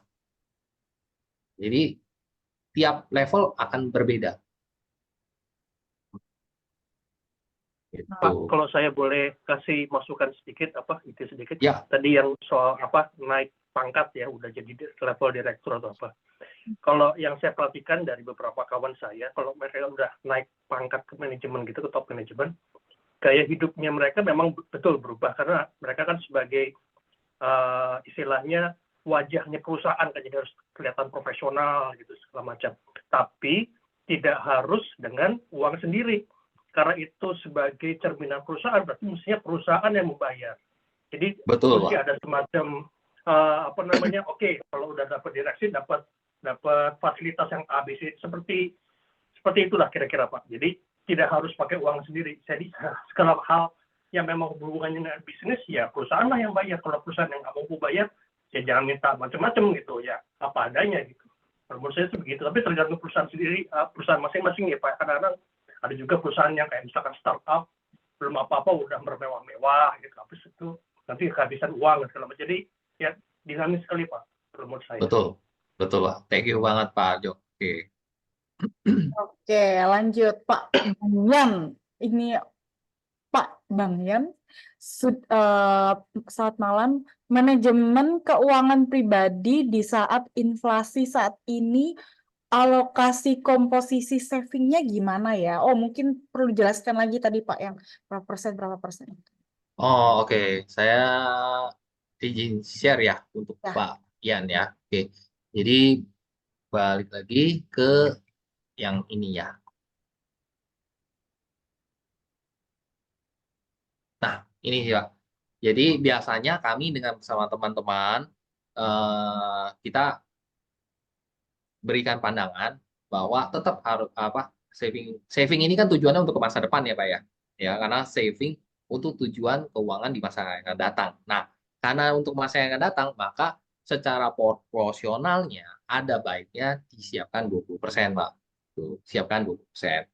Ada baiknya. Namun ini bukan jadi satu patokan yang pasti. Kenapa? Karena tiap orang secara keuangannya itu berbeda-beda. Kenapa? Ada yang kebutuhannya itu karena memang income-nya seperti yang tadi Pak Ali bilang, mungkin ada yang di bawah UMR, namun secara kebutuhan itu benar-benar tinggi. Jadi porsinya itu bisa sampai 50% atau 60%. Nah, ada tentu harus ada yang dikorbankan. Nah, Sorry, dikorbankan di sorry. bagian. Maaf ya, saya Ya, potong boleh? iya, boleh. kayak Enggak, itu kan kondisi normal. betul. Sekarang ini kita lagi susah ya. Mm-mm. Sekarang kan pasti semua mengalami lah rumah tangga ya, menengah ke atas mungkin nggak terlalu sensitif. Beras ini kan mahal sekarang, lagi susah. Pangan apalagi nih, kan gitu. Maksudnya Betul. kalau saya tadi sudah bilang tadi posisinya inflasi, Mm-mm. itu komposisi saving itu yang kalau itu kalau normatif itu yang kondisi normal lah. Sekarang yang kurang baik ini bagaimana? Saya tanya. Oke, baik. Terima kasih Pak Yan. Oke, kembali lagi Pak. Ini adalah porsi. Jadi kita tidak bisa bilang bahwa oh ini saya patokan bahwa dengan kondisi inflasi itu bagaimana. Nah, sebenarnya simpel sih Pak. Contoh nih Pak. Saya ambil contoh Pak. Saya ambil contoh misalnya gini. Sebelum inflasi ini hanya satu angka aja. Tapi saya ambil contoh adalah yang ketika sebelum pandemi dengan sesudah pandemi. Ini ya Pak ya. Sebelum pandemi dan oke, kita ambil contoh yang ke sana ya Pak. Nanti mungkin bisa relate ke inflasi. Oke, sebelum pandemi, income kita itu income kita itu adalah 15 juta. Dari 15 juta itu kita pilah-pilah menjadi yang namanya untuk uang sekolah anak, kemudian transportasi, kemudian makan, ya, terus kemudian bisa kita sisihkan untuk rekreasi dan sebagainya dan sebagainya. Bahkan mungkin kalau buat yang Kristiani bisa perpuluhan atau yang buat yang Muslim bisa berzakat dan sebagainya. Oke, nah mungkin yang makannya bisa makan contoh nih makannya itu seminggu sekali kita bisa makan di tempat yang mewah. Betul ya Pak ya, makan yang cukup mewah lah. Kita nggak bilang mewah banget, tapi yang bisa makan di mall gitu. Setelah pas lagi pandemi, ternyata perusahaan buat yang profesional itu perusahaan mengatakan bahwa ini perusahaan harus saving cost. Mau nggak mau karyawan harus pengurangan. Betul kan ya? Oke. Artinya dari 15 juta, contoh dia berkurang jadi 10 juta. Itu. Nah, berkurang jadi 10 juta. Nah, karena dia pengurangan segitu, mau nggak mau ada yang harus dikorbanin. Betul nggak, Pak? Kenapa? Kalau uang sekolah nggak mungkin bisa dikorbanin. Tuh. Namun yang namanya rekreasi nggak mesti ada, bisa dikurangin. Yang tadinya mau nggak mau mereka makan yang tadi seminggu bisa makan sekali di mall berkurang menjadi sebulan mungkin sekali, seperti itu, Pak. Dan yang tadinya transportasi, yang tadinya mungkin naik mobil berubah menjadi ya porsi transportasi umumnya jadi diperbanyak sehingga uang bensinnya berkurang. Nah, related juga sama di bidang inflasi, Pak. Nah, yang inflasi juga sama. Inflasi itu biaya hidup makin tinggi, beras makin naik, kemudian eh, inflasi itu merambah ke semuanya ya, Pak ya. Beras makin naik, kemudian kebutuhan pokok yang lainnya juga naik, uang sekolah, biaya pendidikan juga meningkat, dan sebagainya yang pokok-pokok pun juga, semuanya naik gitu. Nah, apa yang kita lakukan? Sorry ya, saya potong lagi ya. Mohon maaf, Ya, saya potong. Di pandemi itu, harga itu tidak berfluktuatif. Bahkan konsumsi itu cenderung menurun. Kalau posisi tapi income menurun. Ada beberapa teman-teman kita income-nya dipotong. Tapi manusia bisa adjust. Maksudnya ada titik imbang yang baru, ada equilibrium baru, dia menyesuaikannya itu. Nah, posisi sekarang itu, kalau inflasi itu, nilai uangnya drop. Jadi kalau perempuan, ibu-ibu itu ke pasar sekarang bawa apek gojeng, pulang-pulang nggak dapat apa-apa gitu, kira-kira ngeluhnya gitu. Nah, sementara berarti dia nanti ngaruh ke semua consumption-nya dia.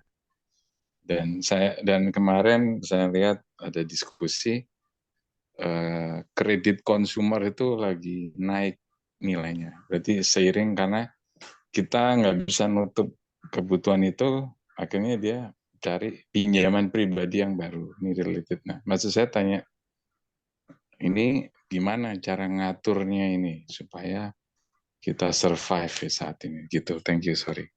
ya, betul, Pak. Ya, Pak Yan, sekali lagi bahwa inflasi ini sebenarnya nggak terjadi saat-saat ini aja, Pak. Inflasi itu dari dulu sudah ada di Indonesia.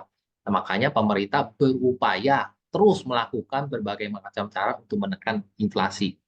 Betul ya, Pak ya? Karena inflasi itu dari tahun 2000, tahun 2000, 2000, saya lupa tahun berapa. Ada ininya ya, ada artikelnya. Ketika 10, 20 tahun yang lalu, 20 tahun yang lalu, benar, 2000, uang 100.000 itu ke supermarket itu bisa beli banyak hal. Sekarang 100.000 itu nggak bisa beli banyak, paling beli satu kantong kecil lah bahkan. Nah, itu yang disebut dengan inflasi. Nah, sayangnya tadi saya katakan bahwa inflasinya tetap ada, namun peningkatan income-nya itu tanpa pandemi ataupun di luar pandemi, peningkatan income-nya itu nggak sesuai dengan, makanya banyak sekali keluhan bahwa nggak cukup. Kenapa? Karena income yang mereka terima itu nggak sesuai gitu. Nah, solusinya di sini kembali lagi ke masing-masing, Pak. Tadi yang seperti Pak Adi katakan bahwa untuk orang-orang yang income di bawah ataupun income yang di atas, itu mereka harus berjuang bagaimana cara bisa mempertahankan hidup. Nah, caranya adalah tadi, ya solusinya kalau memang penghematan sudah tidak bisa dilakukan, ya mau nggak mau dia harus mencari cara untuk meningkatkan income-nya. Ya simple kan. Karena kalau memang sudah tidak bisa ditekan, ya mau nggak mau kita harus cari income yang lebih tinggi. Nah, mengenai saving untuk masa depannya, saya tetap berpatokan dengan pola empat itu. Empat itu. Kebutuhan ini 4, 3, 2, 1. Ya cicilannya jangan ada. Namun sayangnya tadi di data yang di depan kan orang banyak melakukan bukan apa ya, merubah caranya cara cepat karena mereka tidak bisa memenuhi kebutuhannya, mereka beralih ada penawaran-penawaran yang baru pinjol, dan pinjaman-pinjaman lainnya. Kenapa? Karena inklusi keuangan terbuka, sangat bebas, sangat terbuka sekali, namun tidak memberikan edukasi, literasinya rendah. Mau nggak mau adalah ya itu berimbas bahwa literasinya rendah, inklusinya terlalu banyak, mereka cuma taunya, oke, saya bisa pinjam uang, urusan habis pinjam uang, urusan bayar belakangan, nggak bisa bayar, ya udah gitu. Akhirnya blacklist banyak-banyak. Nah, itu sebenarnya PR kita bersama sih, Pak. PR kita nggak cuma dari kami doang sebagai praktisi keuangan, juga kita juga sebagai masyarakat pada umumnya untuk bisa saling bisa melihat lebih cermat lagi. Nah, itu salah satu solusi untuk membantu, saling membantu ya, Pak ya. Nah, namun kalau memang sekali lagi, kalau memang secara penghematan sudah tidak bisa lagi karena masalah inflasi yang terus meningkat, beras ya harga beras yang tidak bisa ditahan ataupun dan hal yang lainnya, mau nggak mau kita harus cari side hustle lainnya atau kita pivot kalau buat yang berbisnis, pivot ke hal yang lain tuh. Nah, mudah-mudahan itu bisa menjawab sedikit apa ya dari concernnya Pak Ian. Terima kasih Pak ya. Cukup dalam ya pertanyaannya dan jawabannya. Wah, oke. Memang kadang itu sebagaimanapun kita kadang menghemat uang, kadang juga masih ada aja kebutuhan. Mungkin ini juga kadang kalau kita tahu di TikTok, waktu itu ada tren soal frugal living. Terus habis itu ada yang dia pengeluarannya sampai 5 juta kayak gitu. Terus habis itu di komen dibalesin kayak kok bisa pengeluaran 5 juta itu adalah sebagai frugal living kayak gitu lah. Terus aku yang pengeluarannya 1 juta ini apa? Ugal-ugalan kayak gitu. Nah, mungkin itu karena setiap orang kan kebutuhan primernya beda-beda kayak gitu yang membuat bagi mereka 5 juta itu sudah sangat memepet-mepetkan, tapi bagi yang satunya 5 juta itu sangat banyak kayak gitu. Mungkin gitu ya Pak Swandi. Ya, ya kembali lagi bahwa tidak ada acuan yang tepat bahwa karena masing-masing eh, apakah 40% tadi kebutuhan itu benar satu hal yang harus diterapkan? Enggak juga. Kalau memang ternyata porsinya itu harus 60%, ya ya sudah nggak apa-apa. Berarti ada hal lain yang kita perlu korbankan. Namun kalau memang tidak ada lagi yang bisa dikorbankan, ya mau nggak mau kita harus perbesar. Betul. Oke. Nah, udah pas pukul 9:03 ini malahan. Terima kasih banyak Pak Swandi sudah hadir, tapi tolong jangan pergi dulu karena boleh Pak Swandi untuk memberikan closing statement setelah saya share lagi tentang iCommunity gitu ya Pak. Boleh ya? Oke. Terima kasih Bapak Ibu yang tetap hadir di iCommunity sampai akhir ya. Terima kasih banyak. Nah, ini saya mau menjelaskan lebih lanjut lagi nih tentang iCommunity. Jadi gimana kalau ada cara yang murah dan mudah untuk mengembangkan network dan omset bisnis Bapak Ibu? Misalnya Bapak Ibu sekarang lagi mengalami masalah kayak gini, nggak punya networking, ya masih gini-gini aja, relasi bisnis ya masih kayaknya kok mentok, nggak ada pembaruan. Nah, kalau misalnya Bapak Ibu mengalami masalah berikut, sebenarnya nggak masalah sih, karena terjadi pada sebagian besar pebisnis. Meskipun Bapak Ibu, wah saya udah ikut ini, udah ikut itu, tapi ya masih gini-gini aja. Mungkin Bapak Ibu perlu coba cara yang satu ini, yaitu kami memperkenalkan iCommunity, komunitas dan platform digital tempat para pebisnis berinteraksi dan berkolaborasi bagi kemajuan bisnis bersama. Ada 3 alasan loh kenapa Bapak Ibu perlu join di iCommunity. Karena yang pertama valuable community, yaitu ada akses networking, learning, dan juga contributing. Terus quality leads, yaitu leads to customer baru, reseller baru, dan juga customer retention. Nah, untuk biayanya of course low cost karena nggak perlu biaya iklan, word of mouth, dan banyak konten premium untuk upgrade skill bersama. Nah, ini adalah ada 7 program iCommunity. Jadi salah satunya ada iCommunity iCommunity ILT. Jadi itu adalah program di Instagram Reels setiap 2 minggu sekali. Jadi kita ngobrol tentang bisnis gitu. Bisnis orang ini apa aja sih, keuntungannya buat kita apa. Jadi kayak gitu. Nah, kalau misalnya Bapak Ibu masih emang community bisa berdampak apa sih sama saya gitu. Mungkin Bapak Ibu perlu dipahami bahwa biasanya kita ketemu nih di community level up club, contohnya kayak malam hari ini atau di business summit yang dalam grup besar. Terus habis itu wah kayaknya mau mencoba untuk berkenalan dengan orang-orangnya dalam small group karena biar lebih intens ngobrolnya, bisa di community business matching yang kemudian kalau ada yang cocok di community one-on-one meeting dan begitulah refer a business. Nah, ini contoh community business matching yang secara online maupun offline ada. Jadi ini online-nya, offline-nya ini bisa di mana-mana, di Jakarta bisa, Bandung bisa, Surabaya bisa, Medan bisa. Em,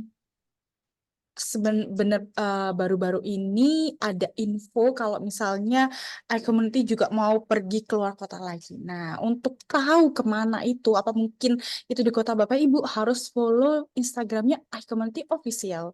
Jadi Bapak Ibu bisa cek di sana semua kegiatannya iCommunity apa gitu ya.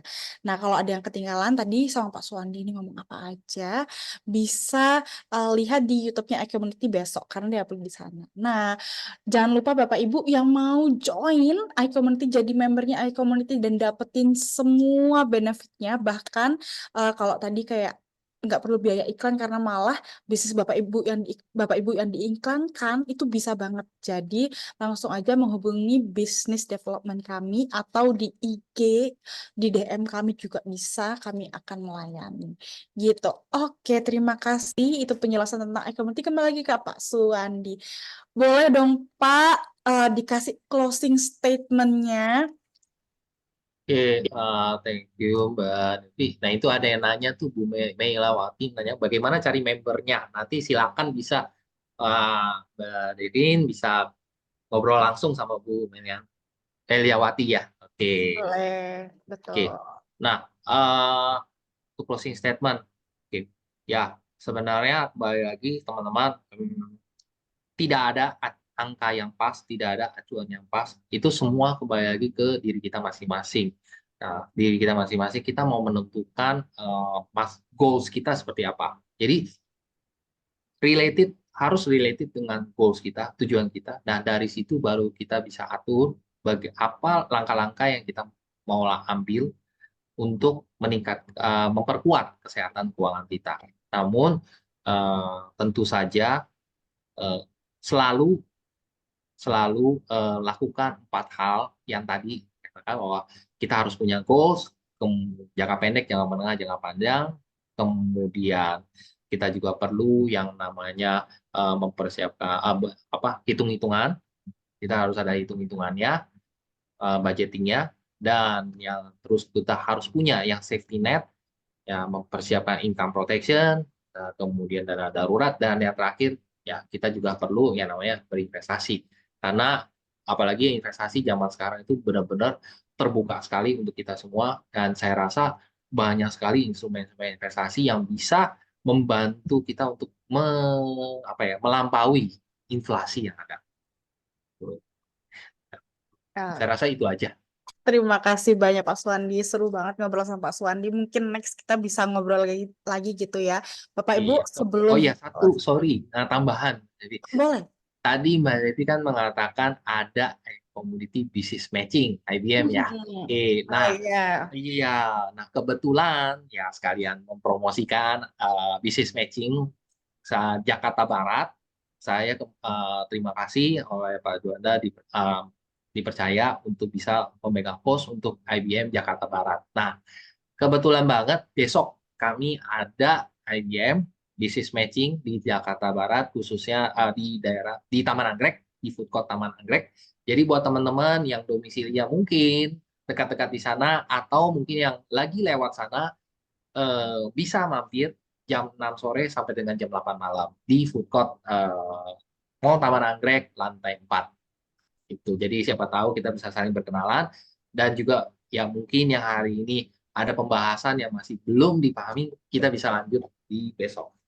Gitu. Karena kalau ngobrol secara langsung, kalau sekarang kan ngobrolnya soal ada temanya nih, tapi kalau besok bisa langsung heart to heart bahas bisnis gitu. Besok langsung dan bakal banyak pebisnis lainnya yang hadir gitu ya kan, Pak? Betul. Ya, kita tunggu besok. Oke, terima kasih banyak Pak Suwandi. Mungkin kita boleh foto bersama dulu ya sebelum kita close. Bapak Ibu boleh dinyalain videonya untuk kita foto bersama. Selamat malam Pak Joni. Oke, kita foto bersama. 3, 2, 1. Oke, Pak Doni, Pak Ivan, Pak Sudarmo, terima kasih banyak masih bersama kami. Kami bilang terima kasih juga, boleh bilang terima kasih juga ke Pak Suwandi ya. Terima kasih Pak Suwandi Thank you, Bro mencerahkan Suwandi. Thank you Terima teman-teman semua. kasih. Oke.